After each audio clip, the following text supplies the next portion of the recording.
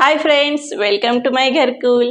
तर मैत्रिणींनो, हल्ली तुम्ही पाहिलं असेल की लग्नात सप्तपदीच्या वेळेस छान अशा डेकोरेटिव्ह सुपारी मांडल्या जातात किंवा औक्षण करताना किंवा एखाद्या पूजेच्या वेळेस गणरायाचं प्रतीक म्हणून सुंदर अशा सुपारीज मांडल्या जातात। तर या सुपारी कशा बनवायच्या ते आज आपण बघणार आहोत। खूप कमी साहित्यात कमी वेळेत घरच्या घरी बनतात आणि आता रक्षाबंधन येत आहे, भाऊबीज येते, तर ही सुपारी बनवलीच पाहिजे। चला तर मग व्हिडिओला सुरुवात करूयात।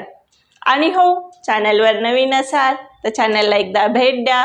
व्हिडिओज आवडले तर सबस्क्राईब जरूर करा आणि त्या शेजारील बेल आयकॉनवर क्लिक करा, म्हणजे नवीन व्हिडिओ आला तर तुम्हाला सर्वात आधी समजेल। तर सर्वात आधी आपण इथं जी सुपारी डेकोरेटिव्ह करणार आहोत ती सुपारी घ्यायची। थोडीशी अशी मोठ्या आकाराचीच घ्यायची। ज्या छोट्या सुपाऱ्या येतात त्या घेऊ नका, त्या एवढ्या अट्रॅक्टिव्ह दिसत नाहीत। तर इथं मी अशी मोठ्या आकाराची सुपारी घेतली। तर सुपारीच्या अगदी वरती टोकाला आपल्याला थोडासा फॅब्रिक ग्लू घ्यायचा आहे, तो लावायचा आणि एक कुंदन लावायचा आहे। तुम्हाला आवडत असेल तो कलर तुम्ही इथं लावू शकता। तर ही सुपारी बनवताना शक्यतो फॅब्रिक ग्लू वापरा, म्हणजे तो कसा सुकल्यानंतर तो पूर्ण ट्रान्सपरंट होतो, म्हणजे जरी आपलं थोडं फिनिशिंग खराब आलं तरी काहीही समजत नाही। आता इथं आपण हा कुंदन लावला आहे आणि आता याला आपण पूर्ण सुकू देणार आहोत। अगदी अर्धा तास जरी तुम्ही ठेवलं तरी चालेल, कारण आपल्याला हा पूर्ण सुकलेलाच हवा, त्यानंतरच आपण पुढची प्रोसेस करणार। इथं मी एक दुसरी सुपारी आधीच याला कुंदन लावून घेतला होता, तर आता आपण तिच्यावरती वर्क करूया। तर इथं मी बारीक मोती जे असतात पांढऱ्या रंगाचे ते घेतलेत। तुम्ही याच्याऐवजी ज्या बॉल चेन्स येतात त्या वापरल्या तरी चालेल। तर इथं मी काय केलं, असे सुट्टे मणी आले होते तर ते एका धाग्यात ओवून घेतले आहेत, म्हणजे आपल्याला सुपारी डेकोरेटिव्ह करायला सोपं जाईल। तर आता काय करायचं, ह्या कुंदनच्या कडेने आपल्याला ग्लू लावून घ्यायचा।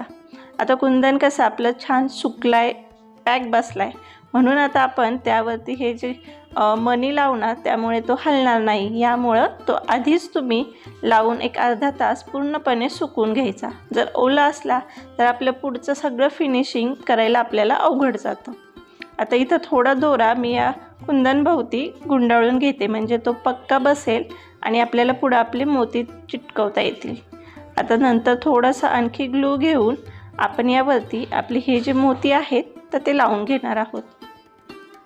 मोत्यांची अशी माळ वाहून घेतल्यामुळं आपल्याला इथं मोती स्टिक करताना खूप इझी जातं। तुम्ही बघू शकता, ग्लू लावायचा आणि त्यानंतर जेवढे आपल्याला मोती हवेत तेवढे घेऊन यावरती ते स्टिक करत जायचं आणि दोऱ्यात ओवल्यामुळं आपलं हे जे काही सुपारीवरचं वर्क असतं ते छान टिकतं, ही मोतीही पडत नाहीत। आणि आज मैत्रिणींनो, तुम्ही पहिल्यांदाच या चॅनलवर आला असाल तर असे छान छान इंटरेस्टिंग व्हिडिओज पाहण्यासाठी चॅनलला एकदा भेट द्या आणि व्हिडिओज आवडले तर सबस्क्राईब जरूर करा आणि कमेंट्समध्ये सांगायलाही विसरू नका। आता एक लाईन आपली कंप्लीट झाली की त्यानंतर आणखी थोडासा ग्लू लावून आपण आणखी मोती घेऊन त्या भोवती हे फिरवत राहणार आहोत। थोडं थोडं करत आणि हलक्या हाताने करायचं, म्हणजे आपली ही जी मोत्यांची माळ आहे ती हलली नाही पाहिजे।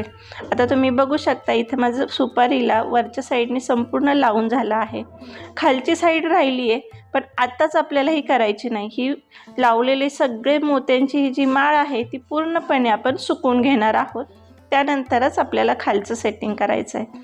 आता हे सगळे मोती आपले छान सुकलेत, तर आता खाली थोडंसं ग्लू लावून मी इथं ही मोत्यांची माळ लावून घेतली। आता सुपारीचा सगळ्यात खालचा भाग आपला सगळे मोती लावून झालेत, तर काय करायचं, जे मोत्याची उरलेली माळ आहे ती आपण कट करून घेऊ। थोडा एक्स्ट्राचा आपल्याला इथं धागा ठेवायचा आहे आणि सुपारीच्या खालच्या म्हणजे ज्या सपाट भागाला थोडासा ग्लू लावून हा एक्स्ट्राचा जो धागा आहे तो आपण इथं स्टिक करून घेणार आहोत। आता ही शेवटची स्टेप आपल्याला पूर्ण आपल्यावरती लावलेल्या माळा सुकल्यानंतरच करायची, नाहीतर आपल्या ह्या माळा हलल्या जातात आणि पूर्ण फिनिशिंग बिघडून जाते। तर आता इथं आपण ग्लू लावून हा जो एक्स्ट्राचा धागा आहे तो यावरती छान चिटकून घेणार आहोत, म्हणजे आपली ही कायम सुपारी आहे तशीच राहील आणि ती खराब होणार नाही किंवा त्यातले मणीही निघणार नाही। आता हा धागा चिटकून झाल्यावर असंच उलट्या साईडने आपल्याला याला सुकून घ्यायचं आहे। तर इथं आपली औक्षणाची सुपारी छान तयार झाली आहेत. तर या रक्षाबंधनला, भाऊबीजेला किंवा एखाद्या पूजेसाठी अशी सुंदर अशी डेकोरेटिव्ह सुपारी घरच्या घरी नक्की तयार करा. आणि व्हिडिओ आवडला असेल तर कमेंट्समध्ये सांगायला विसरू नका आणि लाईकही जरूर करा.